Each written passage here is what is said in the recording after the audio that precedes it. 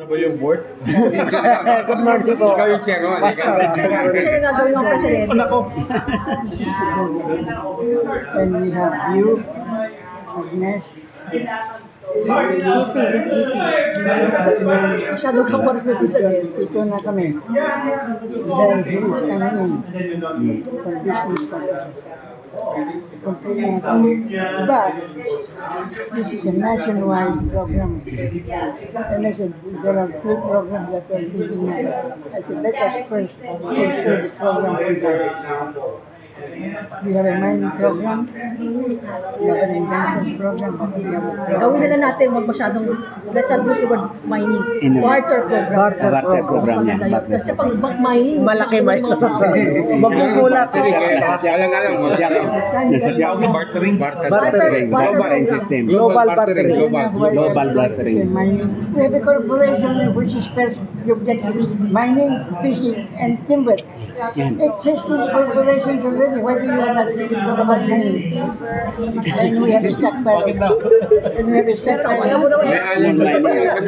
We have a Allergy doon sa mining. Malaki.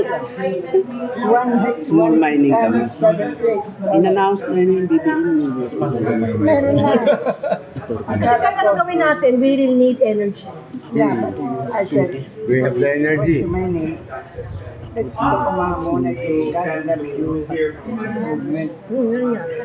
If you will not go, you will not get another. Yeah, of course. That's the reason, ba? Because in my dream, the Lord said, what are you doing? You have already meet now. Okay. Just tell me what to do. Okay, you are Okay. position na. Sabi mo na, para magigila, masusunod na yan. Spiritual advisor. Yeah. God loves you kasi pangalan. Kailangan. President, bakit ako? Shepherd, kailangan kasi Shepherd. feed the sheep nga, kailangan na shepherd. Happy the sheep. Sige, as president, I will appoint May isa lang ako, ikaw na yung president. Chairman is me. Alright. Good. I Muna. wanted her, but sabi said, first year, second year, I will cannot. So, vice chairperson. Okay. Kasi vision na yan eh. The 3 programs that we implement in God Adoption. Feed My Sheep, Jan 2021. The Lord said to Peter, do you love me? Peter. Then said, Feed My Sheep. That's a program that was spelled clearly in the Bible by the Lord. The second program is Jesus gathered the nations and he divided them into sheep and goats. And to the sheep he said, remember, when I was a stranger, you welcomed me. When I was hungry, you fed me. When I was in prison, you visited me. When I was sick, you cared for me. Then he said, we do not remember, Lord, what we did this year.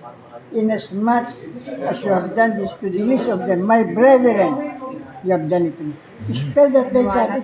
Maliwanag dalawang program. Now, because Gideon and this man, they have a program for the tribe of people. Into the third program. Humanitarian concern. Tatama na yung tatlo. Dami na yun. Dami na. Okay. So, in the position, President at Chairman ako muna. And then again, si the Vice lang. Vice Chairman, but you are Vice going talaga. to take care of the program na, which is the orphans, the widows, the disabled people, the elderly, the scholars. We have scholars. It's the mission of the church. So, We are the church. and then the humanitarian.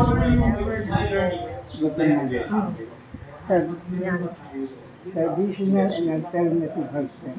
Good. Sige. We will care. Exciting. That's one. Kasi darating yung Universal Healthcare We Program. might have a publications committee because we encourage mga blood who's good. 7 books of request.